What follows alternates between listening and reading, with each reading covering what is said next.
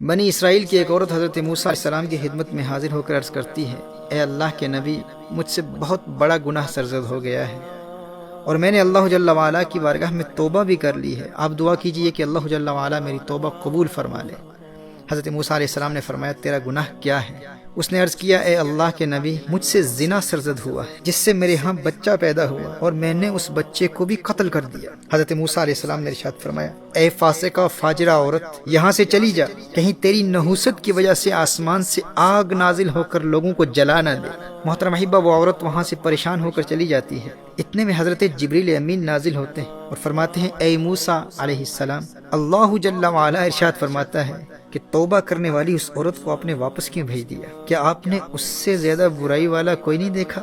حضرت موسیٰ علیہ السلام نے ارشاد فرمایا، اے جبریل، اس سے زیادہ شر والا کون ہو سکتا ہے؟ یعنی زنا بھی کیا اور بچے کو قتل بھی کر دیا، اس سے بڑا گنہگار کون ہو سکتا ہے؟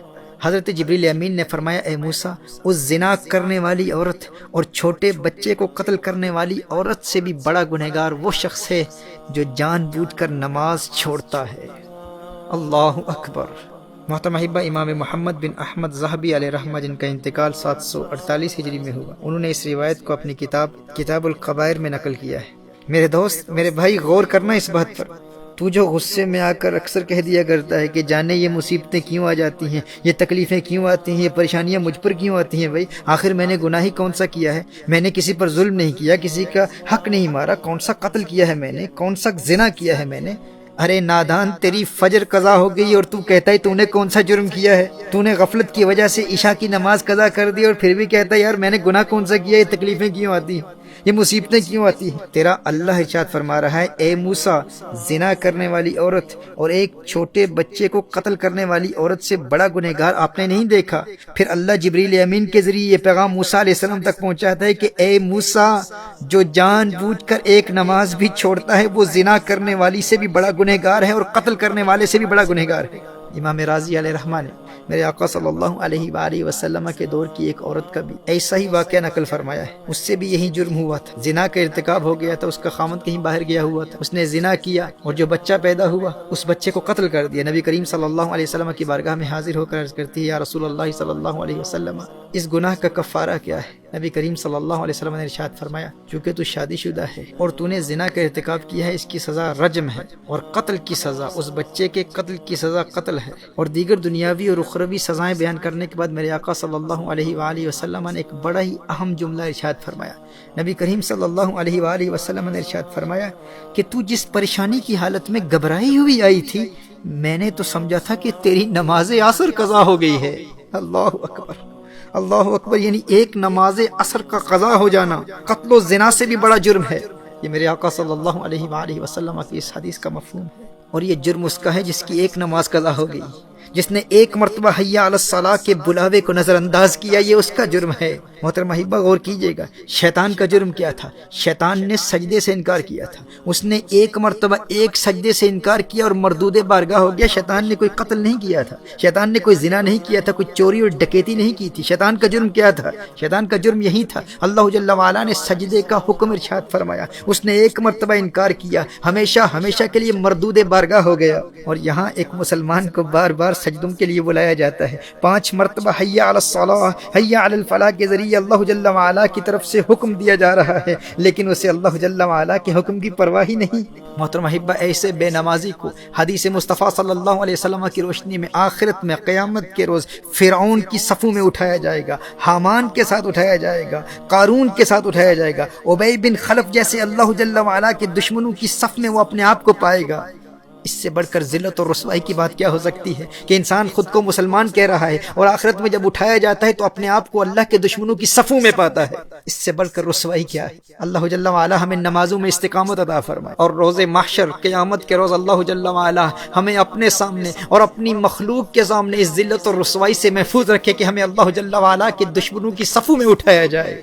اور پھر ہمارے کچھ نادان بھائی کہہ دیتے ہیں کہ بھائی ایسا بھی تو نہیں ہے کہ ہم بے نمازی ہیں، بس کام کاج کی وجہ سے کچھ نمازیں رہ جاتی ہیں۔ کوئی کہتا ہے کہ بھائی میں 4 پڑھ لیتا ہوں، بس فجر قضا ہو جاتی ہے۔ کوئی کہتا ہے کہ بھائی رات تھکا ہوا اگر آتا ہوں تو بغیر عشاء ادا کیے سو جاتا ہوں، لیکن 4 نمازیں تو کہیں گئی ہی نہیں نا بھائی، 4 نمازیں تو پکی پڑھتا ہوں، میں کوئی بے نمازی نہیں ہوں اور پکا نمازی ہوں۔ اچھا 4 نہ صحیح، فجر اور عشاء کو چھوڑ کر 3 نمازیں تو عرصے سے بلا ناغہ پڑھ رہا ہوں بھائی، بڑا پکا نمازی ہوں، 3 نمازیں تو میری کبھی قضا ہی نہیں ہوتی۔ اور کوئی ظالم کہتا ہے کہ فجر پڑھ کر کام پر جاتا ہوں بھائی، لیکن کاروباری مصروفیات کی وجہ سے ظہر، عصر اور مغرب کو ان تینوں نمازوں کو عشاء کے ساتھ ملا کر قضا پڑھ لیتا ہوں۔ میں تو نمازی تو ہوں نا بھائی، مجھے بے نمازی تو نہ کہا جائے۔ ارے ظالم انسان، تو اپنے آپ کو نمازی کہتا ہے، 4 پڑھنے والا نمازی نہیں ہوتا، 3 پڑھنے والا نمازی نہیں ہوتا، تو اپنے آپ کو پکا نمازی کہتا ہے۔ میرے دوست، جو ایک نماز بھی بغیر عذر شرعی ترک کر دیتا ہے وہ بے نمازی ہے۔ جو نمازیں قضا کرنے کی عادت بنا لیتا ہے وہ نمازی نہیں ہوتا، وہ بے نمازی ہوتا ہے۔ اور ایسے بے نمازی کے لیے قرآن و سنت میں سخت عذاب بیان کیا گیا ہے۔ میرے نادان بھائی اور میری ناسمجھ بہن، یہ کاروباری مصروفیات اور گھریلو کام کاج یہ نماز ترک کرنے کے لیے کوئی عذر نہیں ہے۔ شریعت مطہرہ اس عذر کو قبول نہیں کرتی، یہ عذر شرعی نہیں ہے۔ کس قدر جہالت ہے کہ دنیاوی مصروفیات کی وجہ سے 3 یا 4 نمازیں پڑھنے والا بھی اس خوش فہمی میں رہتا ہے کہ بھائی میں بے نمازی تو نہیں ہوں، اور دن بھر کی نمازیں عشاء کی نماز کے ساتھ ملا کر پڑھنے والا بھی خود کو پکا نمازی سمجھ رہا ہوتا ہے۔ میرے بھائی، شریعت مطہرہ میں نمازی وہی ہے جس کی کوئی نماز بغیر عذر شرعی قضا نہیں ہوتی۔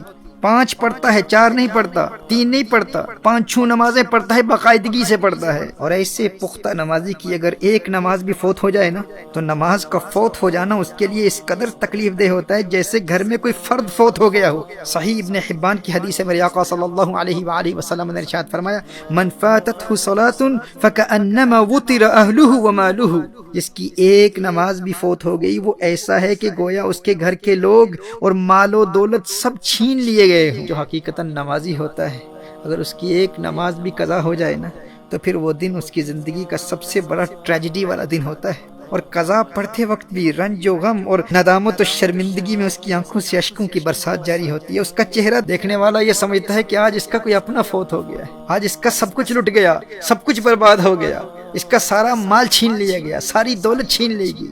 اسے ایسا صدمہ پہنچتا ہے، اس کا غم، اس کی پریشانی اور اس کی ندامت و شرمندگی اس کے چہرے پر نظر آ رہی ہوتی ہے۔ یہ 3 یا 4 نمازیں پڑھنے والے یا آئے دن قضا پڑھ کر اپنے آپ کو نمازی سمجھنے والے میرے نادان دوست، غفلت کی اس نیند سے آج بیدار ہو جا۔ آج بیدار نہیں ہوگا تو کب ہوگا؟ سورہ مریم میں اللہ جل وعلا ارشاد فرماتا ہے، فَخَلَفَ مِن بَعْدِهِمْ خَلْفٌ أَضَاعُوا الصَّلَاةَ وَاتَّبَعُوا الشَّهَوَاتِ فَسَوْفَ يَلْقَوْنَ غَيًّا إِلَّا مَن تَابَ وَآمَنَ وَعَمِلَ صَالِحًا۔ اللہ جل وعلا نے ارشاد فرمایا، فَخَلَفَ مِن بَعْدِهِمْ خَلْفٌ، بس ان کے بعد کچھ ناخلف آئے جنہوں نے نماز کو ضائع کیا اور خواہشات کے پیچھے چلے۔ فَسَوْفَ يَلْقَوْنَ غَيًّا، پس ان قریب وہ جہنم کی گہری وادی میں جائیں گے۔ إِلَّا مَن تَابَ وَآمَنَ وَعَمِلَ صَالِحًا، مگر جو توبہ کرے اور ایمان لائے اور اچھے عمل کرے۔ حضرت عبداللہ ابن عباس رضی اللہ تعالیٰ عنہما فرماتے ہیں کہ اس آیہ مبارکہ میں نماز ضائع کرنے کا معنی یہ نہیں ہے کہ انہوں نے نماز بالکل چھوڑ دی، بلکہ اس کا معنی یہ ہے کہ نماز اپنے وقت پر ادا نہیں کی۔ یعنی وہ شخص جو اپنی نماز قضا کر دیتا تھا، جس کی نمازیں قضا ہو جاتی تھی، اسے نماز ضائع کرنے والا کہا گیا ہے۔ امام التابعین حضرت سعید بن مسیب رحمہ اللہ ارشاد فرماتے ہیں کہ اس کا مطلب یہ ہے کہ ابھی اس نے ظہر نہ پڑھی ہو اور عصر کا وقت ہو جائے، یعنی ایسا شخص جو نماز تو پڑھتا تھا لیکن غفلت کی وجہ سے اس کی نمازیں قضا ہو جاتی تھی، نماز میں سستی کرتا تھا، یہ عذاب اس کے لیے ہے۔ فرمایا جو شخص اس حالت میں فوت ہو جائے اور توبہ نہ کرے، یلقون غیا، اسے اللہ جل وعلا نے مقام غی سے ڈرایا ہے۔ اور مقام غی کیا ہے؟ یہ جہنم کی ایک نہایت گہری وادی ہے جس کا عذاب بہت شدید ہے۔ غور کریں میرے وہ بھائی، میری وہ بہنیں، میرے وہ بزرگ، میری وہ مائیں، میرے وہ دوست جو نماز میں سستی کرتے ہیں، کبھی وقت پر پڑھ لیتے ہیں، کبھی قضا ہو جاتی ہے اور پھر کہتے ہیں کہ ہم پکے نمازی ہیں۔ امام ابن حجر اور امام ذہبی نے کتاب الکبائر میں ایک واقعہ نقل فرمایا، ایک عورت کا انتقال ہو جاتا ہے اور اس کی تدفین کے بعد اللہ جل وعلا اس کے قبر کے عذاب کو اس کے بھائی پر منکشف کر دیتا ہے۔ اس کے بھائی کا کچھ سامان قبر میں رہ جاتا ہے۔ تدفین کے بعد جب وہ گھر جاتا ہے اور اپنا سامان تلاش کرتا ہے تو پھر اسے یاد آتی ہے کہ بہن کی تدفین کے وقت اس کا وہ سامان قبر میں گر گیا تھا۔ جب واپس قبرستان جاتا ہے، قبر کھودتا ہے تو دیکھتا ہے کہ اس کی بہن کی قبر آگ کے شعلوں سے بھری ہوئی ہے۔ وہ روتے ہوئے واپس گھر آتا ہے اور اپنی ماں سے اپنے مشاہدے کا حال بیان کرتا ہے۔ ماں کو بتاتا ہے کہ میں نے کیا دیکھا، اور ماں سے پوچھتا ہے کہ میری بہن کے اعمال کیا تھے۔ تو ماں نے اس کی بہن کا ایک ہی گناہ بیان کیا۔ ماں نے کہا بیٹے تیری بہن نماز میں سستی کرتی تھی اور قضا پڑھتی تھی، قضا پڑھتی تھی۔ محترم احبہ، اہل علم نے اس روایت پر کلام کرتے ہوئے کہا ہے کہ جو شخص عام طور پر نماز پڑھتا ہو لیکن سستی کی وجہ سے نماز قضا ہو جاتی ہو، یہ اس کا عذاب ہے کہ قضا پڑھنے والے کی قبر اگر آگ کے شعلوں سے بھر جاتی ہے تو بتاؤ جو بالکل نماز پڑھتا ہی نہیں اس کے عذاب کا عالم کیا ہوگا، اس کا عذاب کس قدر دردناک ہوگا۔ میرے دوستو، جو ایک نماز بھی بغیر عذر شرعی کے قضا کرتا ہے اس کا جرم زانی سے بڑا ہے، قتل کرنے والے سے بڑا ہے، چوری سے بڑا ہے، ڈکیتی سے بڑا ہے، رشوت سے بڑا ہے۔ جو نماز میں سستی کرتا ہے، اپنے وقت پر ادا نہیں کرتا، قرآن کریم کی اس آیہ مبارکہ کی روشنی میں یلقون غیا، جو نماز میں سستی کرتا ہے، نماز اپنے وقت پر ادا نہیں کرتا، اسے جہنم کی گہری وادی جس کا نام غی ہے اس میں عذاب دیا جائے گا۔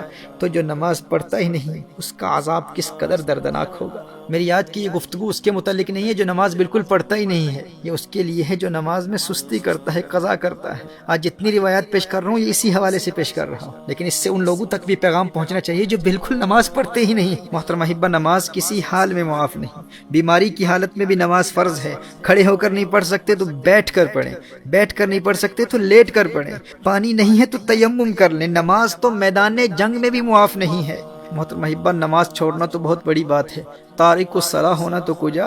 ہمارے اسلاف تو اس تصور سے بھی ڈرتے تھے کہ کہیں نماز میں سستی کرنے والوں میں ان کا نام نہ لکھا جائے یا نماز ضائع کرنے والوں میں ان کا شمار نہ ہو جائے۔ حضرت عبداللہ ابن عباس رضی اللہ تعالیٰ عنہما کی آنکھ میں پانی اتر آیا۔ لوگوں نے عرض کیا کہ اس کا علاج تو ہو سکتا ہے لیکن چند نمازیں قضا ہو جائیں گی۔ آپ نے فرمایا یہ نہیں ہو سکتا، میں نے نبی کریم صلی اللہ علیہ وآلہ وسلم سے سنا ہے کہ جو شخص نماز نہ پڑھے وہ اللہ جل وعلا کے یہاں ایسی حالت میں حاضر ہوگا کہ اللہ جل وعلا اس سے ناراض ہوگا۔ اللہ اکبر! کہا کہیں میرا اللہ ناراض نہ ہو جائے۔ حدیث شریف میں آتا ہے نا کہ من لقی اللہ وہو مودع للصلاۃ، جو اللہ جل وعلا سے یوں ملاقات کرے کہ وہ نماز کو ضائع کرنے والا ہو تو اللہ جل وعلا اس کی کسی نیکی کی پرواہ نہیں کرتا۔ وہ خود کو نیکوکار سمجھے گا کہ میری اور تو بہت نیکیاں ہیں، ٹھیک ہے میری نماز قضا ہو گئی تھی لیکن میں نیک تو ہوں، میں صدقات دیتا ہوں، میں نے مسجدیں بنائی ہیں، میں خدمت خلق بجا لاتا ہوں، میرے اخلاق اچھے ہیں، یعنی اس کی اور بے شمار نیکیاں ہوں گی۔ وہ روزے دار بھی ہوگا، اس نے حج بھی کیا ہوا ہوگا، وہ خدمت خلق بھی بجا لاتا ہوگا، صدقات بھی دیتا ہوگا۔ وہ کہے گا کہ میری اور بے شمار نیکیاں ہیں، میں ایک اچھا انسان ہوں، کبھی کسی پر ظلم نہیں کیا، میں نے کبھی کسی کو مارا نہیں ہے، میں نے کسی کو کوئی تکلیف نہیں پہنچائی۔ کہا کہ اگر وہ تارک الصلاۃ ہے، اگر اس کی نمازیں ضائع ہو جاتی ہیں، اگر وہ نمازیں قضا کرتا ہے تو اللہ جل وعلا کو قیامت کے روز اس کی کسی اور نیکی کی پرواہ نہیں ہوگی۔ یہ حضور اکرم صلی اللہ علیہ وسلم کی حدیث ہے۔ اور ایک حدیث شریف میں آتا ہے من ترک الصلاۃ لقی اللہ وہو علیہ غضبان۔ اللہ اکبر! کہا کہ جس نے نماز ترک کی قیامت کے روز وہ اللہ جل وعلا سے اس حال میں ملے گا کہ اللہ اس سے ناراض ہوگا اور اس سے اللہ کے غضب کا سامنا کرنا پڑے گا۔ محترم احبہ، نبی کریم صلی اللہ علیہ وآلہ وسلم نے ارشاد فرمایا کہ قیامت کے روز بندے سے سب سے پہلے اس کی نماز کے متعلق سوال ہوگا، اس سے پوچھا جائے گا نماز پڑھتا تھا کہ نہیں۔ اور ایک روایت میں ہے کہ وہ قیامت کے دن اس طرح آئے گا کہ اس کے چہرے پر 3 سطروں میں لکھا ہوگا۔ پہلی سطر میں لکھا ہوگا اے اللہ کے حق کو ضائع کرنے والے، اور دوسری سطر میں لکھا ہوگا اے اللہ کے غضب کے ساتھ مخصوص، اور تیسری سطر میں لکھا ہوگا کہ جس طرح تو نے دنیا میں اللہ کے حق کو ضائع کیا اسی طرح آج تو اللہ کی رحمت سے مایوس ہوگا، آج تو اللہ کی رحمت سے مایوس ہوگا۔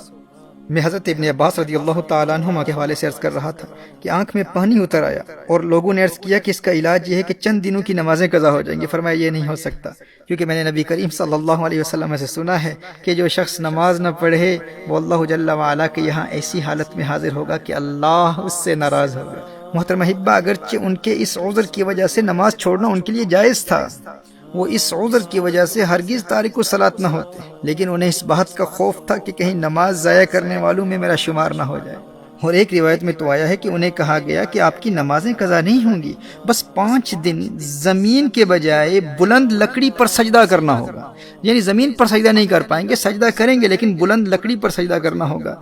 تو حضرت عبداللہ ابن عباس رضی اللہ تعالیٰ عنہما نے ارشاد فرمایا 1 رکعت بھی اس طرح ادا نہیں کروں گا۔ میرے دوست، جسے سجدے کی لذت مل جائے وہ کہتا ہے کہ بھائی بینائی جاتی ہے تو جاتی رہے، لیکن ایک سجدے کی لذت سے جو روشنی اور بینائی دل کی آنکھ کو ملتی ہے اس کا مقابلہ و موازنہ ماتھے کی آنکھ کی روشنی سے کہاں کیا جا سکتا ہے۔ وہ ایک سجدہ جسے تو گراں سمجھتا ہے 1000 سجدوں سے دیتا ہے آدمی کو نجات۔ وہ سجدہ روح زمیں جس سے کانپ جاتی تھی اسی کو آج ترستے ہیں منبر و محراب۔ ویسے تو مسجدوں میں ہزاروں سجدے کرنے والے ہوتے ہیں، لیکن جس سجدے کو آج منبر و محراب ترستے ہیں وہ سجدہ کون سا ہے؟ یہ وہ سجدہ ہے جو اس قدر انہماک قلب اور حضوری قلب سے ادا کیا جاتا ہے کہ بندے میں ایسی انقلابی روح پیدا کر دیتا ہے کہ بندہ در در کی ٹھوکریں کھانے سے ہمیشہ ہمیشہ کے لیے آزاد ہو جاتا ہے۔ در در دیے در در نالوں، در بن جا ایک دردا، چول کتا کیوں خویندائیں در بن وقتاں وردہ۔ جب وہ ایک در کا در بن جاتا ہے پھر اللہ جل وعلا اسے در در کی در در سے ہمیشہ ہمیشہ کے لیے آزاد کر دیتا ہے۔ جب وہ اللہ کی بارگاہ کا منگتا بن جاتا ہے پھر کسی اور کی بارگاہ میں جولی پھیلانے کی حاجت کبھی پیش نہیں آتی۔ در در دیے در در نالوں، در بن جا ایک دردا، چول کتا کیوں خویندائیں در بن وقتاں وردہ۔ وہی سجدہ ہے لائق اہتمام کہ ہو جس سے ہر سجدہ تجھ پہ حرام۔ وہی سجدہ ہے لائق اہتمام کہ ہو جس سے ہر سجدہ تجھ پہ حرام۔ حضرت سیدنا فاروق اعظم رضی اللہ تعالیٰ عنہ کی زندگی کے آخری ایام میں جب آپ پر حملہ کیا گیا تو ہر وقت جسم سے خون جاری رہتا، لیکن جب نماز کا وقت ہوتا اور انہیں بیدار کیا جاتا اس شدید بیماری اور کمزوری کی حالت میں، محترم احبہ غور کیجئے حضرت فاروق اعظم رضی اللہ تعالیٰ عنہ اس تکلیف میں کیا ارشاد فرماتے ہاں سنو سنو، جو نماز کو ضائع کرتا ہے اس کا اسلام میں کوئی حصہ نہیں ہے، اور اسی حالت میں پھر نماز ادا کرتے۔ آج ہمارے یہاں کوئی بیمار ہو جائے اور کوئی اللہ کا نیک بندہ اس بیمار شخص کو نماز کی تلقین کرے تو رشتہ دار اس کے دشمن ہو جاتے ہیں۔ بھائی اسے اس کی بیماری کا خیال نہیں، اسے اس کی تکلیف کا خیال نہیں، یہ اس حالت میں بھی اس کو نماز کی دعوت دے رہا ہے، اسے شرم نہیں آتی؟ وہ بے شرم و شرم تم کرو۔ آج اگر کوئی اسے نماز کی تلقین کر رہا ہے، نماز کی دعوت دے رہا ہے، تو اگر وہ اس دنیا سے اس حالت میں چلا گیا تو شاید اس نماز کی برکت سے اس کی آخرت سنور جائے، شاید دل سے توبہ کرے اور اللہ جل وعلا ماضی کے اس کے تمام گناہوں کو معاف کر دے۔ یہ تو اس کی آخرت کی دائمی زندگی سنوارنے کے لیے اسے دین کی دعوت دے رہا ہے، تم اسے کہہ رہے ہو تم شرم کرو۔ یعنی جو دین کی دعوت دے رہا ہے، نماز کی دعوت دے رہا ہے، اس کی آخرت کو بچانے کے لیے بیچارے نے ڈرتے ہوئے کہہ دیا ہے تو تم اس کی قدر کرو، تم اس کا احترام کرو۔ بھائی وہ تمہارے بابے کی آخرت کو سنوارنے کے لیے اس کو دعوت دے رہا ہے۔ بھائی کسی بیمار کو نماز کے لیے بیدار کرنا دور حاضر میں تو بہت بڑی بات ہے۔ بیمار تو بیمار، آج ایک ماں اپنے 4 سال کے بچے کو صبح کے وقت اسکول کے لیے بیدار کرنے میں کوئی تکلیف محسوس نہیں کرتی، لیکن 15-16 سال کے بچے کو فجر کے وقت جگانے کے عمل کو شدت پسندی اور ظلم سے تعبیر کرتی ہے کہ یہ ظلم ہو رہا ہے۔ بھائی یہ تھکا ہوا ہے بیچارہ، اس کی عمر ہی کیا ہے، ابھی چھوٹا بچہ ہے، لیکن وہ 4-5 سال کے ننھے بچے کو اسکول کے لیے بیدار کرنے میں کوئی تکلیف محسوس نہیں کرتا، کوئی اسے ظلم نہیں کہتا، کوئی ماں یہ نہیں کہتی کہ اس پر ظلم ہو رہا ہے، یہ کم سن بچہ ہے، کم عمر بچہ ہے، اس کو اس وقت بیدار نہ کرو، اس کو اس وقت تکلیف کیوں دے رہے، کوئی نہیں کہتا۔ 4-5 سال کے ننھے بچے کا دنیاوی مستقبل سنوارنے کے لیے اسے ہر تکلیف برداشت کرنے کی تربیت دی جاتی ہے، بلکہ باپ ماں سے ناراض ہو جاتا ہے کہ تو نے اسے اسکول کے لیے کیوں نہیں جگایا، لیکن 15 سال کے بچے کے دونوں جہانوں کے مستقبل کو برباد کرتے ہوئے کسی کو شرم نہیں آتی۔ اپنی ہی اولاد کو جہنم کی آگ میں جلنے سے بچانے کی نہ باپ کو پرواہ ہوتی ہے نہ ماں کو پرواہ ہوتی ہے، لیکن میرے دوستو پتہ اس وقت چلے گا جب قیامت کے روز یہی اولاد اپنے والدین کو گریبان سے پکڑ کر جہنم کی آگ میں دھکیل رہی ہوگی کہ ہماری آج کی بربادی کا سبب تم ہو، تم نے ہمیں اس مختصر زندگی کی کیریئر پلاننگ تو سکھا دی، لیکن تم نے ہمیں کبھی یہ نہیں بتایا تھا کہ فجر قضا ہو گئی تو لاکھوں برس جہنم کی آگ میں جلنا ہوگا۔ اس وقت بیٹا کہے گا کہ میں 5 سال کا تھا اور نرم بستر سے بیدار ہو جاتا تھا، کیونکہ تم نے مجھے پٹی ہی یہی پڑھائی تھی کہ اگر اسکول نہ گیا تو تمہارا کیریئر برباد ہو جائے گا، لوگوں کو کیا منہ دکھاؤ گے، تیری ناکامی پر لوگ ہنسیں گے، بڑے ہو کر ذلت و رسوائی کا سامنا کرنا پڑے گا، زمانے کے تانوں اور غربت اور بھوک اور پیاس کو کیسے برداشت کرو گے۔ ہے میری ماں، ہے میرے ابو جی، تم نے پیٹ کی عارضی آگ سے تو ڈرایا تھا، لیکن افسوس کہ اس دن کی آگ کے بارے میں تم نے ہمیں کبھی کچھ بتایا ہی نہیں۔ آج تمہاری وجہ سے میں جہنم میں جا رہا ہوں، جانے کتنے برس جہنم کی آگ میں جلوں گا، اور سب سے بڑی محرومی تو یہ ہے کہ میں خود کو نیک سمجھتا تھا، لیکن آج میرے ماتھے پر لکھا ہوا ہے کہ میں اللہ کے حق کو ضائع کرنے والا ہوں، میں اللہ کے غضب اور ناراضگی کے ساتھ مخصوص ہوں، اور آج تیرا بیٹا اللہ جل وعلا کی رحمت سے مایوس ہے۔ اے میرے والدین، آج آپ کی وجہ سے میں فرعون، حامان، قارون اور ابی بن خلف جیسے اللہ کے دشمنوں کی صفوں میں کھڑا ہوں۔ کیوں؟ آخر کیوں؟ یہ ظلم مجھ پر کیوں کیا؟ آج اللہ کی ساری مخلوق میری پیشانی پر لکھی ہوئی ان عبارتوں کو پڑھ رہی ہے۔ ابو جی دنیا کی نظروں اور دنیا کے تانوں سے تو ڈراتے تھے، لیکن اس دن کی رسوائی کا ذکر بھی نہیں کیا، مجھے کبھی بتایا ہی نہیں کہ یہ دن بھی آنے والا ہے۔ کاش کہ تم نے مجھے جگایا ہوتا، کاش کہ تم نے مجھے نماز کی اہمیت بتائی ہوتی۔ تمہیں فجر کے وقت میرے آرام کا بہت خیال تھا، اور پورا دن جب سکول میں گزار کر میں گھر واپس آتا تو ہوم ورک کے بارے میں بات کرتے، ہوم ورک کیا ہے یا نہیں، ٹیوشن پر بھیجنے کا اہتمام بھی کیا جاتا، اور جب میں ٹیوشن سے واپس آتا تو فوراً کہا جاتا اب آرام سے سو جاؤ کیونکہ ارلی مارننگ جاگنا ہے۔ عشاء کی نماز کے بارے میں مجھے کبھی تم نے بتایا ہی نہیں کہ عشاء بھی پڑھنی ہے۔ فجر کے وقت جگانے کا اہتمام کبھی تم نے کیا ہی نہیں کیونکہ تمہیں میرے آرام کا بہت خیال تھا نا۔ ارے جب 5 سال کا تھا تو دنیا کی ناکامی کے ڈر سے سکول کے لیے بیدار ہو جاتا تھا، تو 14 سال کی عمر میں آخرت کے عذاب سے بچنے کے لیے میں کیوں نہ بیدار ہوتا۔ کاش کہ تم نے مجھے جگایا ہوتا، کاش کہ تم نے مجھے نماز کی اہمیت بتائی ہوتی۔ میرے بھائیو، اپنا اور اپنی اولاد کا دنیاوی اور اخروی مستقبل سنوارنے کے لیے آج بیدار ہو جاؤ۔ مرنے کے بعد تو سب بیدار ہو ہی جاتے ہیں، اس وقت تو سب کو سمجھ آ جاتی ہے، لیکن سمجھدار وہی ہے جو دنیا میں سمجھ جائے، کیونکہ وہاں تو سب سمجھ جائیں گے اور وہاں سمجھنے کا کوئی فائدہ نہیں۔ حقیقی سمجھدار وہی ہے جو اس دنیا میں سمجھ جائے۔ Everyone will understand in the hereafter, but that understanding will be useless. It will not benefit anyone. A wise man is the one who understands in this dunya. A wise man is the one who wakes up from the sleep of unconsciousness, from the sleep of negligence in this dunya, in this worldly life. آج ہم باتیں تو بہت کرتے ہیں اولاد کے مستقبل کے بارے میں، کریئر پلاننگ کے بارے میں، اپنے اہداف کو کیسے مقرر کرنا ہے، اپنے گولز کو کیسے مقرر کرنا ہے، سیلف ایکچولائزیشن کیا ہے، سیلف ڈسکوری کیا ہے، ڈٹرمنیشن کیا ہے، کنوکشن کیا ہے، time management, risk management, fear management, ان سب پر ہم سارے باتیں کرتے ہیں، ہم بھی بیانات کرتے ہیں، اس کی اہمیت کو اجاگر کرتے ہیں۔ اور یہ ضروری بھی ہے کہ بھائی اپنی انفرادی زندگی کو بہتر کیسے بنائیں، اپنی عائلی زندگی کو بہتر کیسے بنائیں، اجتماعی زندگی کو بہتر کیسے بنائیں، اور یہاں تک کہ پھر ہم عالم اسلام کے حوالے سے بھی بڑی بڑی باتیں کرتے ہیں کہ آج امت مسلمہ کہاں کھڑی ہے، ہماری زبوں حالی کے اسباب کیا ہیں، آج علم کی کمی ہے اور ٹیکنالوجی میں ہم پیچھے رہ گئے ہیں۔ میرے دوستو، ایک بات میں تمہیں بتا دوں، آج ہماری جتنی تعداد ہے دنیا میں، اتنی تعداد ہماری ماضی میں کبھی نہیں تھی۔ ظاہری اسباب اور دنیاوی قوت کے اعتبار سے آج جتنی طاقت ہمیں حاصل ہے، ماضی میں اتنی طاقت ہمیں کبھی حاصل نہیں تھی۔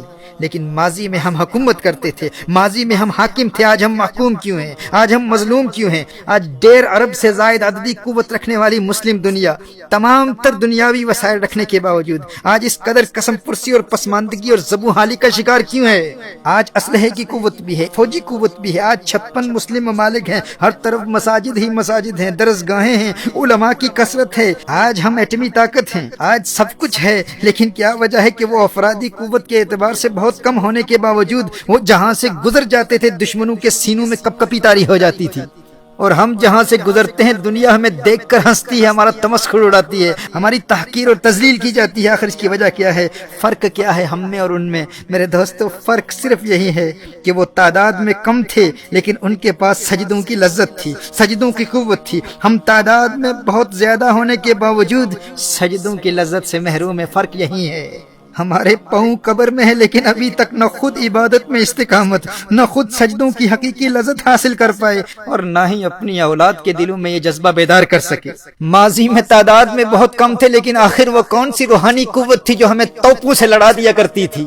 تھے ہم ہی ایک تیرے مار کا آراؤں میں، خشکیوں میں کبھی لڑتے کبھی دریاؤں میں، دی آزانے کبھی یورپ کے کلیساؤں میں، کبھی افریقہ کے تپتے ہوئے صحراؤں میں، شان آنکھوں میں نہ جچتی تھی جہاں داروں کی، کلمہ پڑھتے تھے ہم چھاؤں میں تلواروں کی، ہم جو جیتے تھے تو جنگوں کی مصیبت کے لیے اور مرتے تھے تیرے نام کی عظمت کے لیے، تھی نہ کچھ تیغ زنی اپنی حکومت کے لیے، سربقت پھرتے تھے کیا دہر میں دولت کے لیے، ٹل نہ سکتے تھے اگر جنگ میں اڑ جاتے تھے، پاؤں شیروں کے بھی میدان سے اکھڑ جاتے تھے، تجھ سے سرکش ہوا کوئی تو بگڑ جاتے تھے، تیغ کیا ہے ہم توپ سے لڑ جاتے تھے، نقش توحید کا ہر دل پہ بٹھایا ہم نے، زیر خنجر بھی یہ پیغام سنایا ہم نے، صفائے دہر سے باطل کو مٹایا ہم نے، نوع انسانی کو غلامی سے چھڑایا ہم نے، تیرے کعبے کو جبینوں میں بسایا ہم نے، تیرے قرآن کو سینوں سے لگایا ہم نے، بنی اغیار کی اب چاہنے والی دنیا رہ گئی اپنے لیے ایک خیالی دنیا، ہم تو رخصت ہوئے اور انہیں سنبھالی دنیا، پھر نہ کہنا ہوئی توحید سے خالی دنیا، تیری محفل بھی گئی چاہنے والے بھی گئے، شب کی آہیں بھی گئی، صبح کے نالے بھی گئے، دل تجھے دے بھی گئے، اپنا صلہ لے بھی گئے، آ کے بیٹھے بھی نہ تھے اور نکالے بھی گئے، آ کے بیٹھے بھی نہ تھے اور نکالے بھی گئے۔ لطف مرنے میں ہے باقی نہ مزہ جینے میں، کچھ مزہ ہے تو یہی خون جگر پینے میں، کتنے بےتاب ہیں جوہر میرے آئینے میں، کس قدر جلوے تڑپتے ہیں میرے سینے میں، اس گلستان میں مگر دیکھنے والے ہی نہیں، داغ جو سینے میں رکھتے ہوں وہ لالے ہی نہیں، کس کی ہیبت سے صنم سہمے ہوئے رہتے تھے، منہ کے بل گر کے ہو اللہ احد کہتے تھے، آ گیا عین لڑائی میں اگر وقت نماز، آ گیا عین لڑائی میں اگر وقت نماز، قبلہ روحوں کے زمیں بوس ہوئی قوم حجاز، ایک ہی صف میں کھڑے ہو گئے محمود و ایاز، نہ کوئی بندہ رہا نہ کوئی بندہ نواز، بندہ و صاحب و محتاج و غنی ایک ہوئے، تیری سرکار میں پہنچے تو سبھی ایک ہوئے، تیری سرکار میں پہنچے تو سبھی ایک ہوئے، چاک اس بلبل تنہا کی نوا سے دل ہوں، جاگنے والے اسی بانگے درا سے دل ہوں، یعنی پھر زندہ نئے عہد وفا سے دل ہوں، پھر اس بادئے دیرینہ کے پیاسے دل ہوں، عجمی خم ہے تو کیا میں تو حجازی ہے، عجمی خم ہے تو کیا میں تو حجازی ہے، نغمہ ہندی ہے تو کیا لے تو حجازی ہے، نغمہ ہندی ہے تو کیا لے تو حجازی ہے۔ آج پوری دنیا کے مسلمانوں پر جو ظلم و تشدد ہو رہا ہے، ہماری ناکامی کا سبب کیا ہے اور ان کی فتح و کامرانی کا راز کیا تھا؟ وہ تعداد میں کم تھے لیکن پھر بھی دنیا میں چھائے ہوئے تھے۔ آخر کیوں؟ اس لیے کہ انہیں سجدوں کی لذت حاصل تھی۔ وہ 313 تھے لیکن جنگ کے میدان میں سجدے میں گر کر رب کو پکارتے تھے۔ وہ خلا کے کائنات کی بارگاہ میں اپنی جبین نیاز خاک آلود کرنے کی لذت حاصل کرتے تھے، اپنے جسم کے 8 اعضاء کو زمین پر بچھا کر اپنی ناک اور پیشانی کو زمین پر رگڑتے ہوئے انتہائی عاجزی، تذلل، تضرع اور خشوع و خضوع کے ساتھ اپنی کمزوری اور اپنے ادنا ہونے کا اعتراف کرتے ہوئے سبحان ربی الاعلیٰ کے ترانے الاپتے، تمام جہانوں کے رب کی عظمتوں کا اعلان کرتے۔ تو یہ حضوری قلب والا سجدہ ایسے اللہ کے پیاروں کو معرفت حق کی منزلوں تک پہنچا دیا کرتا تھا۔ میرے دوستو، جنہیں سجدوں کی لذت سے روحانی قوت ملتی ہے وہ کبھی سجدہ قضا نہیں ہونے دیتے، اگرچہ وہ میدان جنگ میں ہوں، اور اسی لیے دنیا کی کوئی طاقت انہیں شکست نہیں دے سکتی تھی۔ انہی سجدوں میں وہ اللہ کو پکارتے اور اللہ کی غیبی مدد حالت جنگ میں نازل ہوتی، اور حالت جنگ میں بھی کبھی ان کا سجدہ قضا نہیں ہوتا تھا۔ وہ رب سے سجدے کی حالت میں راز و نیاز کی باتیں کیا کرتے تھے، اور ہم حالت امن میں بھی اپنے آرام دہ بستروں میں غفلت کی نیند سوتے رہتے ہیں، نہ خود بیدار ہوتے ہیں اور نہ اپنی نوجوان نسل کو سجدوں کی لذت سے روشناس کراتے ہیں۔ اگر آج تمام مسلم دنیا سجدے میں گر کر اس رب کو پکارے تو رب کعبہ کی قسم انقلاب آ جائے۔ کم از کم مجھے سننے والے تو آج دل سے پختہ ارادہ کریں کہ آج کے بعد ہماری کوئی نماز قضا نہیں ہوگی، اور نماز کی روحانیت تک رسائی حاصل کریں گے، اور سجدوں کی لذت خود بھی حاصل کریں گے، اور اپنی نوجوان نسل کو بھی عبادت کی لذت سے آشنا کرا کے حقیقی کامیابی کے اسباق پڑھائیں گے۔